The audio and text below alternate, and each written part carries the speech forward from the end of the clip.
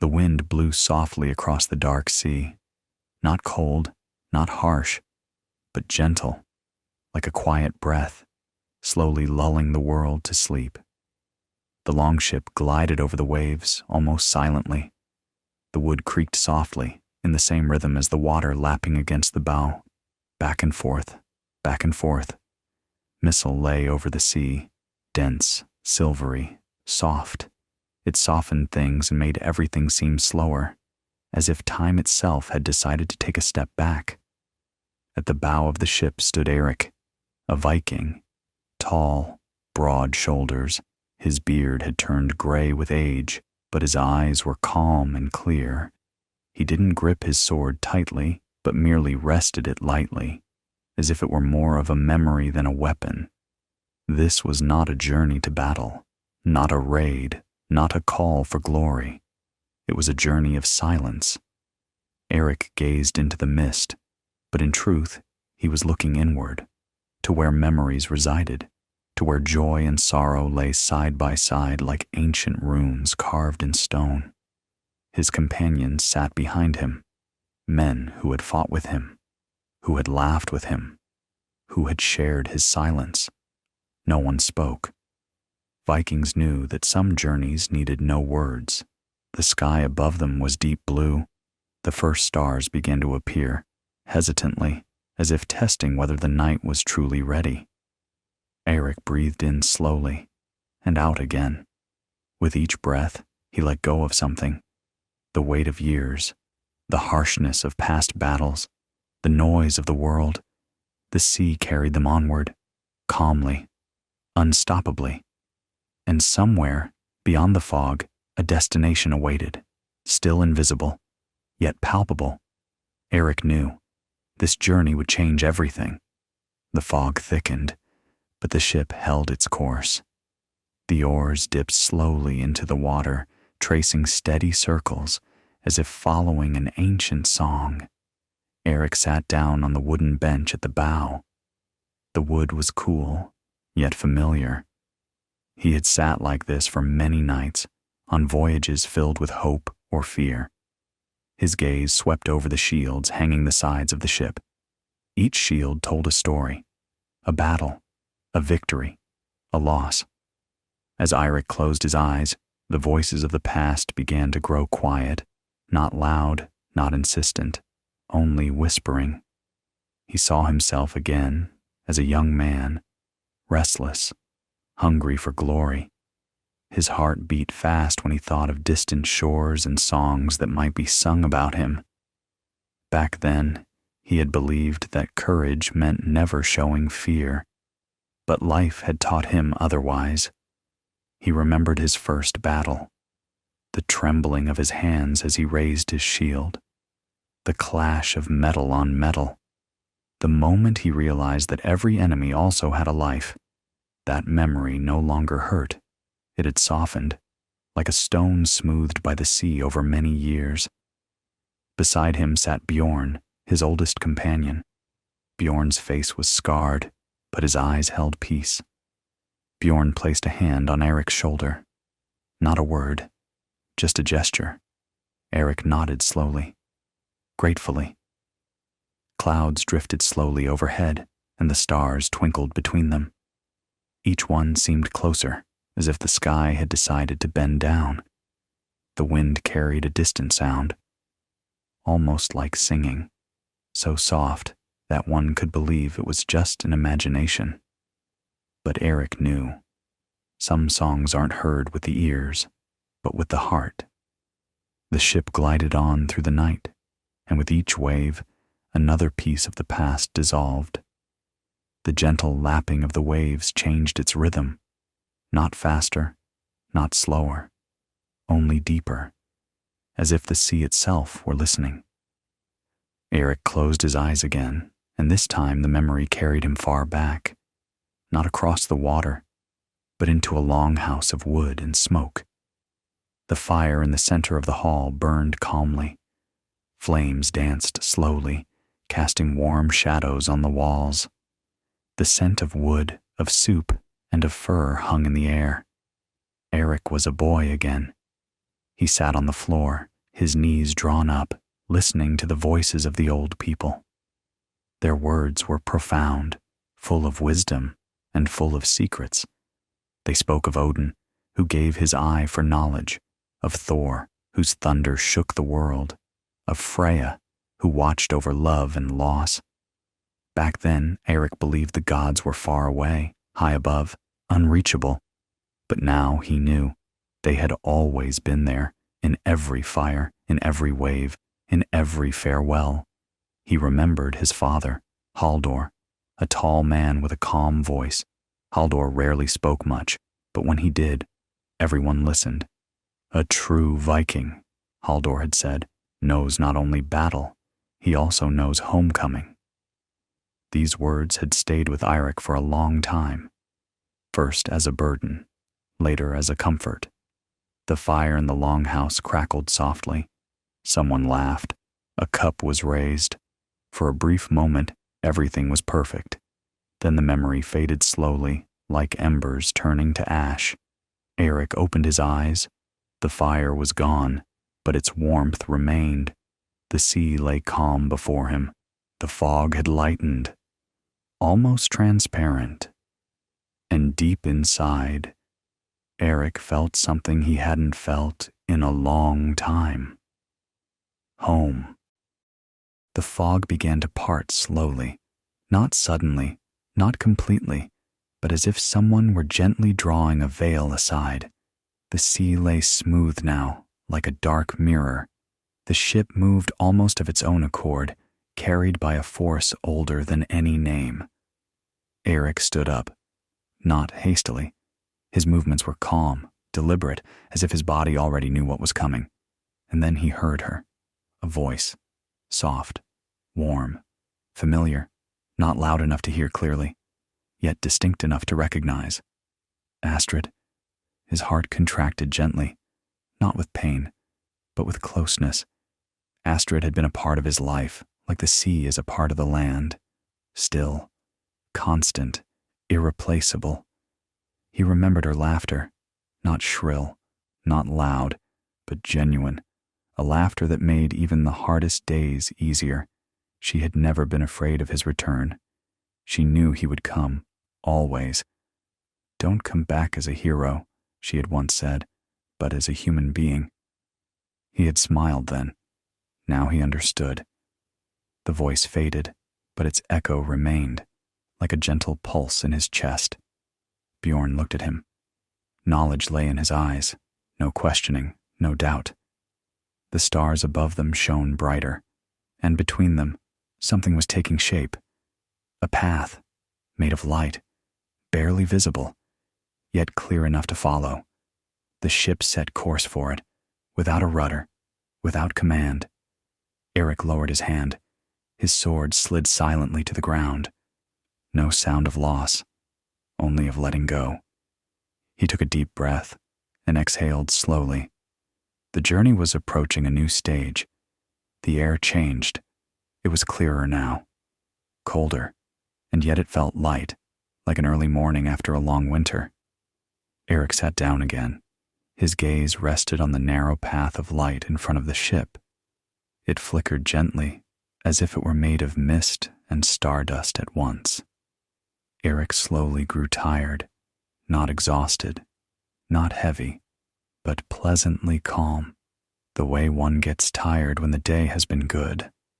His eyes closed, and then he was there again.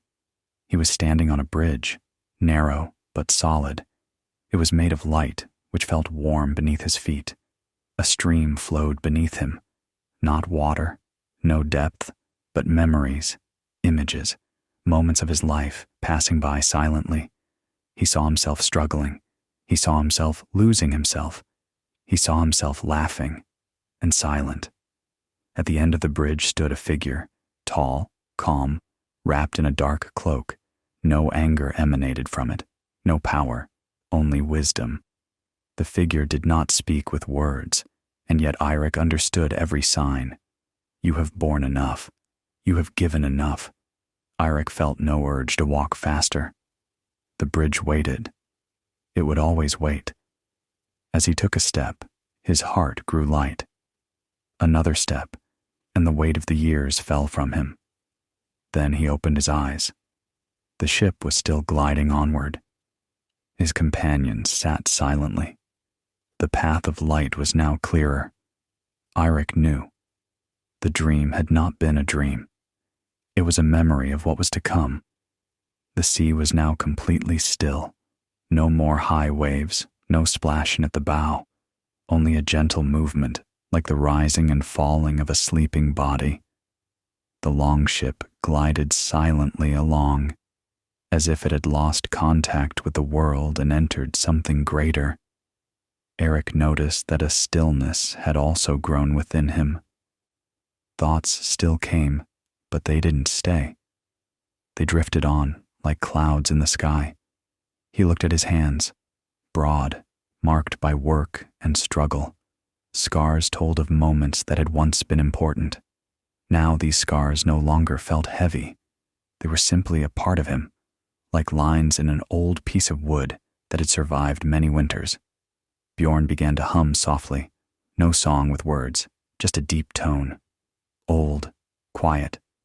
One by one, the companions joined in the sound. Not loudly, not consciously. It simply happened. The sound resonated through the ship, through the wood, through the water, and finally, through Eirik's heart. He leaned back and let the sound carry him. His breathing slowed, deep, even. The sky above them changed color. The darkness gave way to a soft gray. Not day, not night. A transition. Eirik sensed that they were no longer alone, not observed, not scrutinized, accompanied. The journey had no more resistance, no doubt, only direction. And somewhere ahead of them, something waited that made no demands, only peace. Slowly, very slowly, the shape of the mist changed. It thinned, fragped, as if it were dissolving to reveal the view. And then it appeared. Land, not rugged, not cold, but soft, with gentle hills that looked like tranquil waves of grass. A glow lay over everything, not harsh sunlight, more like a warm glow that seemed to emanate from the earth itself. Eirik felt his heart beat faster, not with fear, but with a kind of relief, as if he were finally arriving.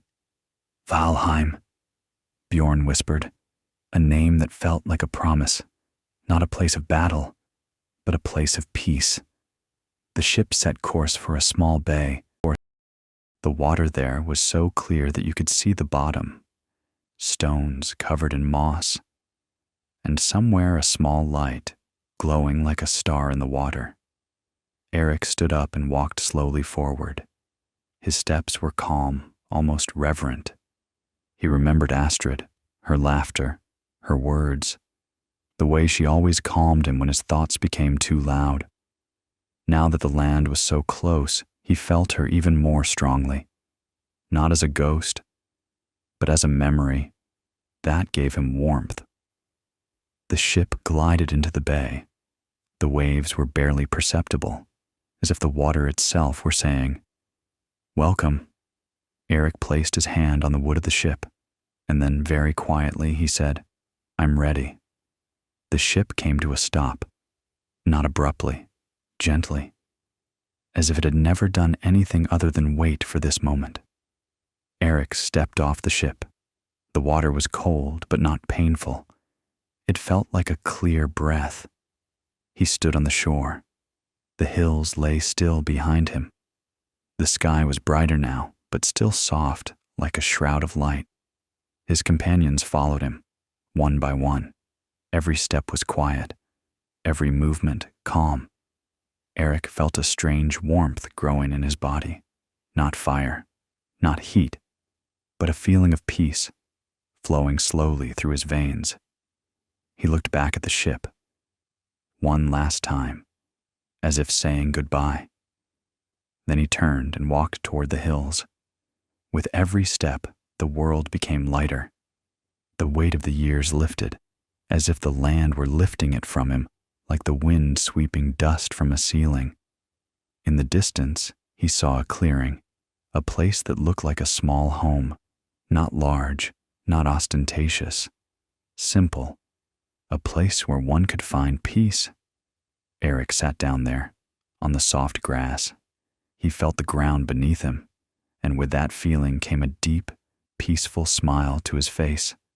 He thought of Astrid, and this time he felt no sadness, only gratitude. Gratitude for life, for the struggles, for the peace, for the love. And then, very quietly, he heard her voice again. Come home. Eirik closed his eyes, and in the silence, which was no longer heavy, but warm, the world turned one last time, not as an end, but as a transition. Eirik remained seated, his hands on his knees. The grass was soft and cool, like a gentle cloak of earth. The sky above him had cleared. The stars shimmered faintly, as if they didn't want to disturb, but simply accompany him silently. He felt the silence around him, not the silence that frightens, but the silence that comforts. His thoughts still came, but they were no longer wild. They were like leaves slowly falling to the ground, slowly, without haste. Eirik remembered all the paths he had walked, the rivers he had crossed, the mountains he had climbed, the battles he had won, and the ones he had lost.